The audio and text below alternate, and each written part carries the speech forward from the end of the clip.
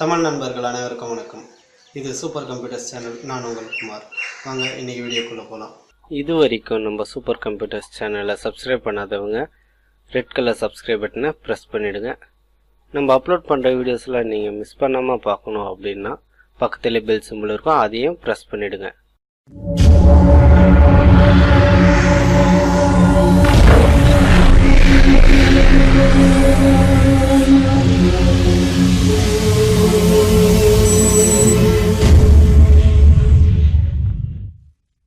இன்றைக்கி நம்ம பார்க்க போகிற வீடியோ என்ன அப்படின்னு பார்த்தீங்கன்னா, Mozilla Firefoxல இருக்கிற யூசர் நேம், பாஸ்வேர்டு, ஆடான்ஸ் இதெல்லாம் வந்து எப்படி பேக்கப் எடுத்து ரீஸ்டோர் பண்ணுறது அப்படின்றத பற்றி தான் இன்றைக்கி நம்ம பார்க்க போகிறோம். எப்படி வந்து நம்ம Mozilla Firefoxல இருக்கிற டேட்டாஸில் வந்து பேக்கப் எடுக்கிறது அப்படின்றத பார்த்துலாம். ஃபஸ்ட்டு அதுக்கு முன்னாடி என்னுடைய Mozilla Firefox வந்து ஃப்ரெஷ்ஷாக இருக்குது, அதை உங்களுக்கு காமிக்கிறேன் பாருங்கள்.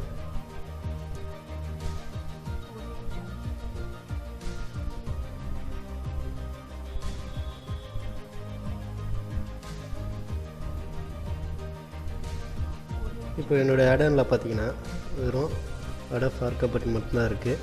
ஆனால் நான் வந்து பழைய ஃபயர்பாக்ஸில் பார்த்தீங்கன்னா ஆடான்ஸ் வந்து நிறைய இருக்கும், ப்ளஸ் ஜாவாவும் இருக்கும். ஸோ இதெல்லாம் வந்து நம்ம இது இல்லாமல் இன்டர்நெட் டவுன்லோட் மேனேஜரும் வந்து நான் இன்ஸ்டால் பண்ணியிருந்தேன் பழைய ஃபயர்பாக்ஸில்.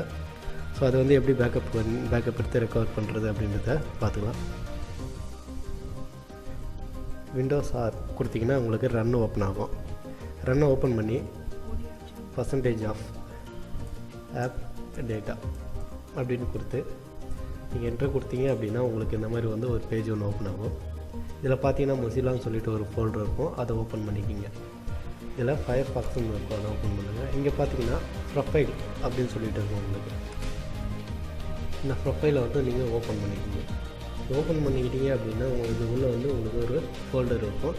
பழைய ஃபயர்பாக்ஸாக இருந்தால் அதை வந்து நீங்கள் காப்பி பண்ணி வச்சுக்கிங்க. நான் ஆல்ரெடி வந்து பழைய Mozilla Firefoxலேருந்து நான் காப்பி பண்ணி வச்சுருக்கேன் என்னோடய ப்ரொஃபைலை. இப்போ பார்த்தீங்கன்னா இதுதான் என்னுடைய பழைய Mozilla Firefoxோட டேட்டா. இதில் வந்து நம்ம டேட்டாஸ் எல்லாமே இதில் இருக்கும், சேவ் ஆகிருக்கு. சரி, ஓகே, இது க்ளோஸ் பண்ணிக்கலாம்.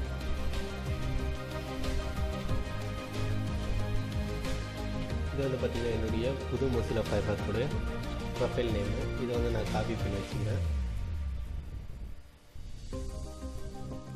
இது வந்து இந்த ப்ரொஃபைல் நேமை காப்பி பண்ணிக்கிங்க. காப்பி பண்ணிவிட்டு இதை வந்து டிலீட் பண்ணுறேங்க. டிலீட் பண்ணிவிட்டு ஏற்கனவே நீங்கள் பேக்கப் எடுத்து வச்சுருப்பீங்களா அந்த டேட்டாஸை காப்பி பண்ணிவிட்டு இந்த புது Mozilla Firefox இருக்குது பார்த்திங்கன்னா, அந்த இடத்துல வந்து பேஸ்ட் பண்ணிக்கிங்க.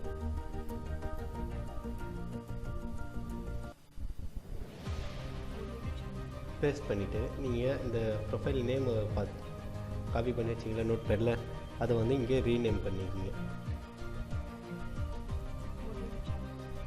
ரீநேம் கொடுத்துட்டு ரெஃப்ரெஷ் பண்ணிவிடுங்க. ரெஃப்ரெஷ் பண்ணிவிட்டு இப்போ நீங்கள் Mozilla Firefox ஓப்பன் பண்ணிங்க அப்படின்னா